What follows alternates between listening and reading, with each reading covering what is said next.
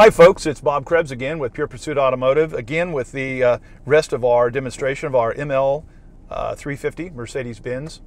And what we're going to be looking at now are some of the features of the vehicle itself, of the interior. We're going to talk about the gauges, and we're going to talk about the steering wheel controls that have it on it, as well as the power aspects of the windows, the seat arrangement, etc., etc. So I'm going to go ahead and start off with the gauges now. It's got your typical array of range range here of different type of instrumentation, from the speedometer here to the tachometer, and the heat on the engine and the fuel as well.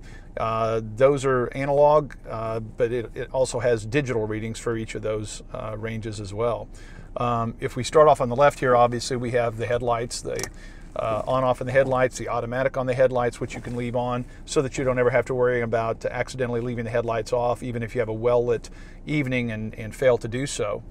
The vehicle itself, on the controls, we'll go ahead and start off with the left side and the controls that are available on the left side. And that are, number one, it tells you the mileage here on the odometer, how many miles that you've got, what your most recent trip was. Pressing again, it's going to give you from reset how many miles that you've traveled, and miles per gallon, how many miles per gallon. In this case, you can see that the vehicle averaged 25 miles per gallon during that particular trip, how many miles you drove, etc., from the start. The consumption, the range that you went, the consumption in miles per gallon. Moving along, it also gives you information on the trip, and this is the same information that you just saw, essentially, to navigation, to the audio, controlling the radio completely from the steering wheel, and to running the telephone and the Bluetooth as well. Everything that you can do essentially from the center console, with a few things you can do from this particular steering wheel. So, and again, running the phone from here, the Bluetooth connection, connecting for phone, satellite, etc. You've got your turn signals, obviously. You've got your park, which very easy, touching it down, neutral, reverse, and then by pushing this in, takes it into park. You literally can take one finger and put it into any of these, so that you don't have an up and down or a hard push to put this into any of the gears. And it's very easy by just pressing it in, by being able to put it back into park. The next portion I'm going to talk about is going to be how you move the seats around. When moving the seats for maximum comfort, obviously each driver is different. In my case, I'm 6'5", so I have to have a different level than someone who's 5'6". So therefore, if you want to go up and down or forward and backward with the seat, this switch is used, which will take you that way. And then of course you've got the memory switch here also that will memorize each of these that you want, so that up to 3 people you can have memory settings for them. So if you have, let's say, 3 drivers in a family, mom, dad, maybe a teenager, you can set each of those driver settings so that when they get in, they don't have to worry about fiddling with the seat for 5 minutes to do it. This is the back for moving the back forward and backwards. And of course this is what takes the seat sides in or out, so that the back contours are working very well. The windows over here, you've got power windows that are able to take those obviously up or down, and the windows are tinted somewhat as well. You can tell from when those go up or down. You can move your mirrors here in or out by utilizing this. First you select which mirror you need to move, and then by switching it left, right, up or down, it will move the mirror in that particular direction, so that it gives you the optimal way to be able to look out of your rear view mirrors. As I indicated before, fairly much everything that you can do from the steering wheel can be done from the center console as well. You've got your radio here. You've got a 6-disc CD. In this case, it indicates that it is empty. We don't have any CDs in there. But what it will do is it'll allow you to select each or any of the discs that you wish to play, and the particular songs on those discs as well. It's got a navigation system that indicates where you are, whether it's day or night. In this case, it's indicating it is nightfall. It tells you where you're at, your navigation, where you're going. You can set this and program it exactly like MapQuest or any other service that you might utilize. Again, it's got the setting for telephone, video, audio, and you can set each of those as necessary or however you wish. Setting it for Bluetooth, however you wish to set it. And of course, setting your radio to whatever dials that you wish, whatever songs that you want to listen to. You can set those AM, FM to whatever stations are your favorites.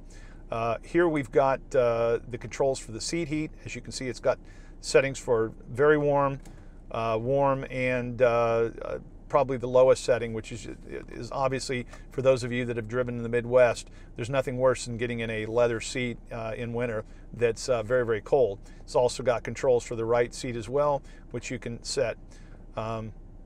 It's also got control for traction control as well that you can put on, which keeps the vehicles from skidding or overcorrecting or undercorrecting. Once that's turned on and it's indicated over here on the left side of the navigation system, that will keep you from having a vehicle that may get out of control during inclement weather, such as snow, rain, or some other condition. And then, of course, you've also got your hazards here in the center. And then this last button we have here is the parking sensor, which indicates when you're coming up on something in the back. It will put out a beep as well as you're backing, in addition to being able to watch it on your navigation system here in the center console of how much area you've got, and if you're in proximity to something that you may not be aware of, or if something suddenly juts out into your backing area so that you don't have an accident with it. Down here, you've got your temperature controls, which you can take all the way from a low of 60 all the way to a high of approximately 90 degrees. So you can set that wherever it is, or you can place it on automatic. And that automatic will place it to where it's about 72 degrees. And of course, you've got driver controls on this side, passenger controls on this side. And again, both have essentially the same settings for each. You've got the fan control here. You can turn on the AC, obviously. You've got max control for AC, or turn the system off completely. You've also got defrost as well for the front and defrost for the rear. We've also got a center section here that'll allow you to open this up to place coffee or some other beverage of your choice, and a cigarette lighter that, unless you're using it to light cigarettes, you can utilize it for a 12 volt to use for adapters for computers, for telephones, recharging other electronic equipment. And then that can be closed when not in use. And then we have a center section here that also opens up to be able to place items that you need, CD, other types of things that you need to place in there, anything that you take on a trip with you. Also in this center console area, you've got a USB port and another electronic port you've got for your computer, or should you wish to be able to play music from iTunes or any other type of electronic adapter that plays music in here that converts out to your stereo system in the vehicle. And then, of course, you have the back controls also for the radio and all the controls which will control that as well, so that if your hand is here, it's just easier to have a dual control set. And, of course, you've got your glove compartment up here. It's got the manual for the vehicle, and you can place other items in there that may be necessary, such as the documents for the vehicle, the title, the insurance, anything else of value that you may need during, let's say, a traffic stop or an accident.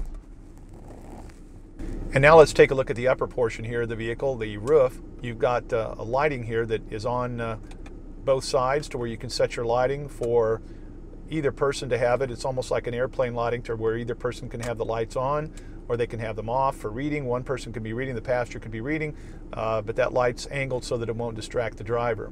You've also got a sun moonroof. In this case, tonight, it's going to be a moonroof, which has an automatic opener that where once you press it, it's like a window automatic opener. It automatically opens.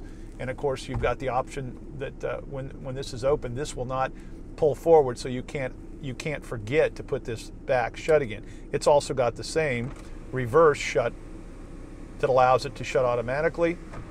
And if you continue to push that, it will also bring the top up from the back and bring that up so you can get just a small amount of air in. And then once that's closed, then you can also pull this closed and control the amount of either sunlight that you're getting or the amount of air that you're getting from the vehicle. And also, obviously, you can go to our website, purepursuitauto.com, and the videos that we have about this vehicle will have the video from tonight. It will also have the driving video, so you can get an idea of the ride along with the vehicle and all the information that you could possibly want about this vehicle.